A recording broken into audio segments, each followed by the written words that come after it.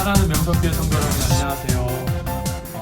바타 5분의 김덕 전도사입니다. 오늘의 바이블 타임 본문은 예레미야 34장부터 36장까지의 본문입니다. 오늘은 예언이나 묵시의 형태보다는 조금 이야기 형식을 많이 띠기 때문에 34장부터 36장까지의 내용을 쭉 훑은 다음 몇 가지 질문을 드리고 마치려고 합니다. 34장의 내용부터 시작하겠습니다. 하나님께서는 시드기야 왕에게 평안히 죽을 것을 약속하십니다. 다만 이 예언은 시드기야의 끝없는 불순종과 말씀에 대한 반항으로 인해 실현되지 못합니다. 시드기야는 바벨론 왕에게 항복하라고 말씀하신 하나님의 말씀에 거역하여서 끝까지 거역하다가 바벨론 왕에게도 반항을 하다가 두 아들이 죽는 모습을 자신의 두 눈으로 목도를 하고 그 두 눈도 뽑힌 채로 끌려가서 감옥에서 여생을 보내게 됩니다.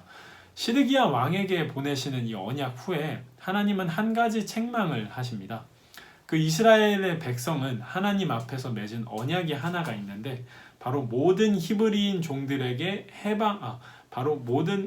종들을 해방시키겠다는 약속이었습니다. 이것을 이스라엘 민족은 하나님 앞에서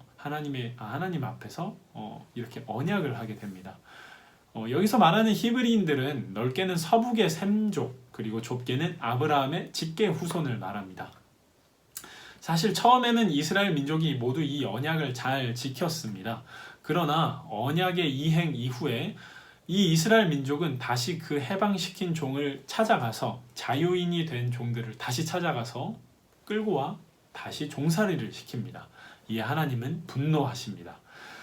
고대 시대의 중요한 언약은 한 마리의 손을 반으로 이렇게 갈라놓은 후에 땅에 이렇게 펼쳐놓고 그 갈라진 틈 사이를 본인이 이렇게 걸어다니는 것으로 맹약을 했습니다.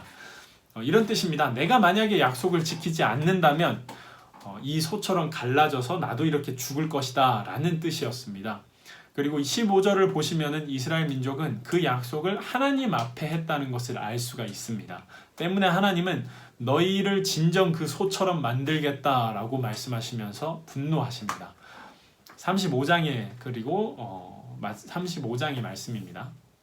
하나님은 예레미야에게 레갑 사람을 찾아가라고 하십니다. 여기에서 나오는 레갑 사람은 모세의 장인이었던 이드로의 민족이었습니다. 다시 말해 미디안 민족의 후손입니다.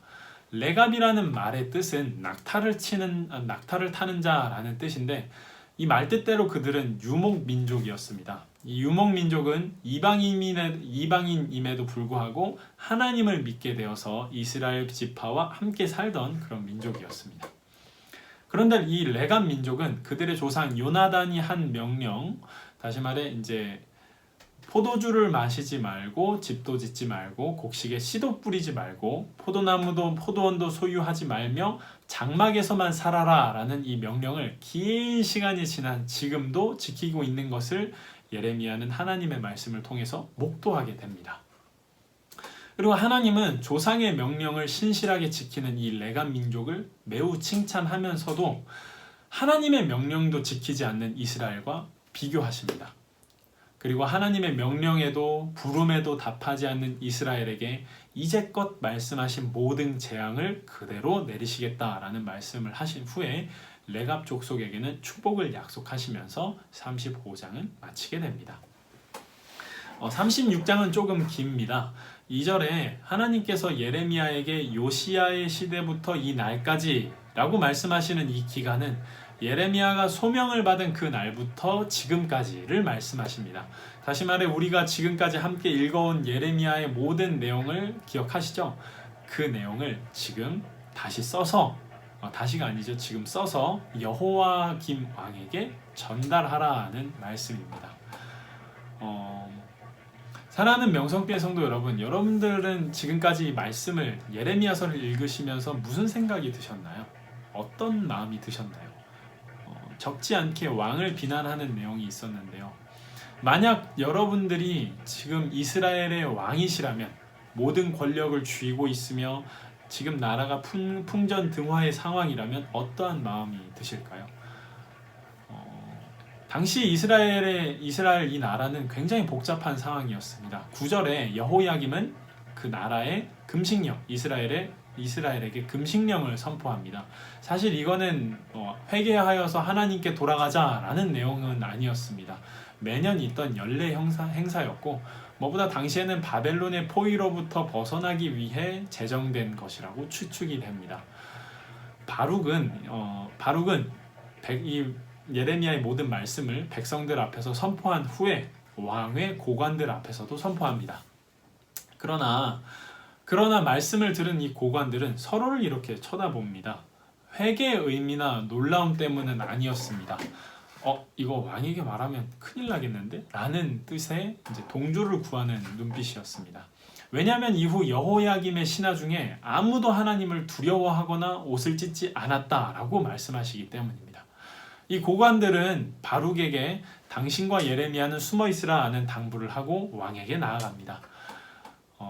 여호야김은 읽는 대로 그 자신의 신하가 읽어주는 대로 그 두루마리를 칼로, 여기서 나오는 칼은 전투용 칼이 아니라 당시 이제 펜촉이었던 갈대를 다듬는 칼이었습니다. 그 칼로 모두 읽는 부분을 다 잘라내어서 태우게 됩니다. 신하들이 말려도 요지부동이었습니다. 그리고 예레미야와 서기관 바룩을 죽이라고 명령합니다. 이후 하나님께서는 이 여호야김의 그리고 더불어 회개치 않은 그 신하들까지 벌하시겠다라고 말씀하시면서 두루마리를 다시 쓰라고 명령하시고 오늘의 바이블 타임은 여기서 마치게 됩니다. 사랑하는 우리 명성교회 성도 여러분, 저는 두 가지 질문을 드리고자 합니다. 첫 번째는 레갑 민족이 요나단의 약속을 어떤 마음으로 지켰던 걸까요? 우리 삶으로 적용하면 좀 생각을 하기에 편할 것 같습니다. 오늘 레갑 민족의 특징은 포도주를 마시지 않는 것뿐이 아니었습니다. 그 외에도 여러 가지가 나왔습니다.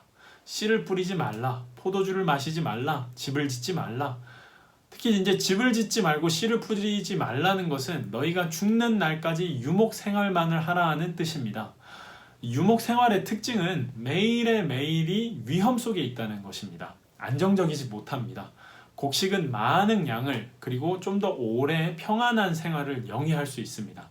풍년이 들면은 몇 년 쉴 수도 있습니다. 그러나 유목 생활은 매일이 이동의 나날이며 맹수의 위험도 있고, 그리고 그 독충의 위험도 가지고 있습니다.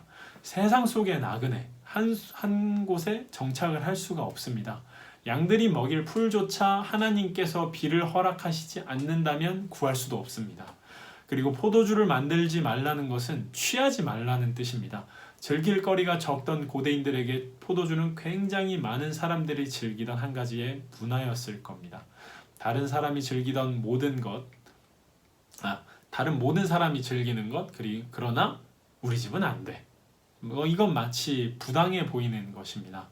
왜 그럴 수 있었을까요? 그리고 두 번째 질문입니다. 여호야김 왕이 금식을 선포했을 때 여호야김 왕은 추운 날씨를 피해 겨울 궁전에 가 있었습니다. 그때 왕은 무엇을 하고 있었을까요? 오늘 바타 5분은 여기서 마치도록 하겠습니다. 감사합니다.